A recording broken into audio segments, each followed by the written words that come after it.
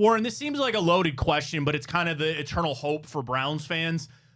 Can they just be a quarterback away? Like when you look at this roster, we talked about so much of the negativity about where they hurt themselves on offense. You know, Jerry Jeudy, and we'll talk about him a little bit later, offensive line. Like, is there a dream that this team can just be a quarterback away from competing? Well, we have them ranking as one of the top 6 front sevens in the NFL.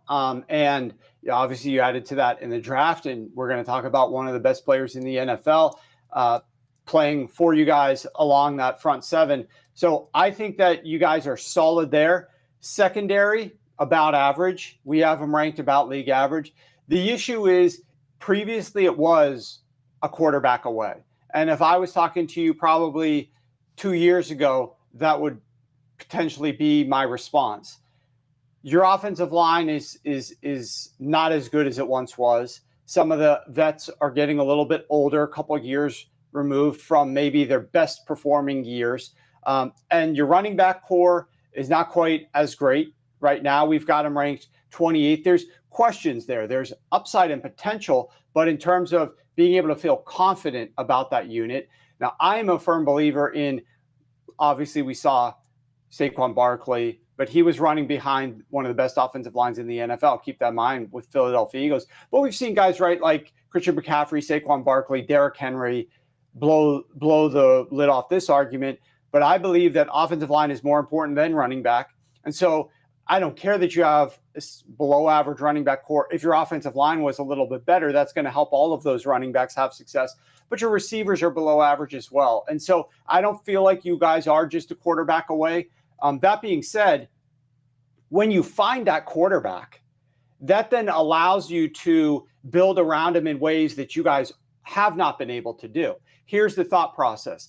Think about everything that you guaranteed for Deshaun Watson. Think about the cap hits that you've been paying for Deshaun Watson. Not only was he not the answer, but his cap hit and his expense was massive. That prevented you from doing things in free agency or in the draft because of what you gave up to really build around him. When you find a quarterback in the draft and you're drafting him and he ends up being the guy, if you find out about that, like think about Denver with Bo Nix. He might not be the best quarterback in the NFL or even not even top 10.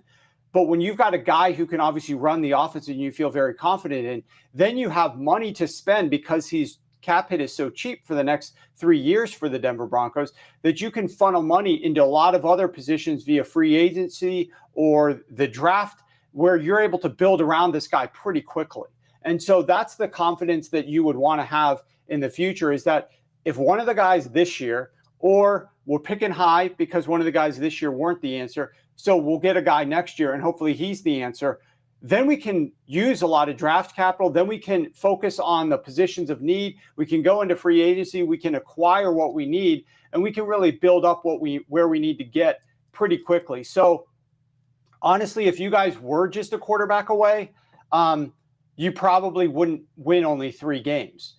But that's actually what you want to be if you want to find that quarterback. You want to win very few games. So that's a predicament that I think Browns fans will find themselves in this year. Is you obviously hate seeing failure out on the field, but you want to think about the long term. Do you want your franchise to be able to win a Super Bowl, or do you want your franchise to just have winning records like the Pittsburgh Steelers have done over the last 5, 7, 8 years, where they get to the playoffs and then they always lose and they don't have nothing to show for it, but they don't have a franchise quarterback?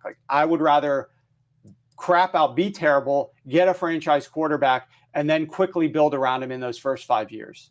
2 of those options, Warren, maybe will be it. I don't know. Dylan Gabriel and Shedeur Sanders. And I know we haven't seen him play yet. There's been reports Dylan has obviously struggled at times. He battled the hamstring. Now Shedor's got the shoulder. I know, again, it's hard because we just haven't seen them, but any thoughts on Dylan Gabriel or Shedeur Sanders, something maybe you like or something that you really questioned about the selection, either one of those guys in the draft? I honestly didn't question either selection. Dylan Gabriel, maybe where they took him and why they took him, I just don't see a lot from Dylan Gabriel. He wasn't an exciting prospect for me personally, so that one was a little bit puzzling. But the thought process and the strategy of drafting 2 quarterbacks in the same draft where you have nothing, where you've got a massive cap hit for a veteran quarterback who's not going to be playing for you in Deshaun Watson. I think that is a positive to try to take those swings. It's not really the traditional way to approach things. And so I'm all for that. When you're a team like the Browns, why not try something a little bit more unique, a little bit more different to try to make something happen, light a spark, figure out a different answer, way to get to the answer. The issue this season is, you guys are going to play the 10th toughest schedule of opposing defenses against the pass. You played the number 1 toughest schedule of opposing defenses against the pass last year. So you're in the AFC North. You're going to be playing tough pass defenses. Unfortunately, that's pretty much a given.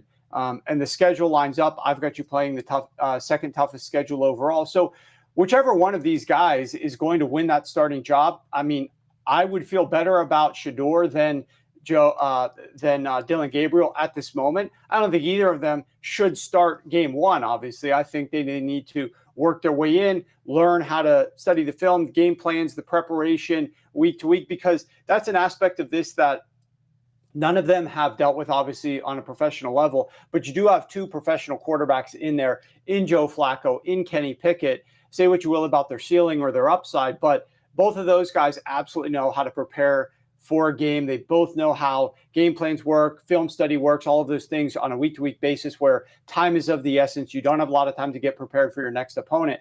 Letting both of these guys, Dillon and Shedeur, sit there, learn from the veterans, figure out when is the right time to insert them. I would lean more towards Shedeur. I think he has the higher upside. I think his floor is higher right now. But I think I've got some stats here about you guys have the number 1 hardest schedule weeks 1 to 4 in the entire NFL. You've got the second hardest schedule overall. If you struggle in that opening month, then you have to go to London against a Brian Flores-led defense and the Minnesota Vikings, followed by a road game in Pittsburgh, where you are 3-31 since 1990 and have lost 21 of your last 22 games.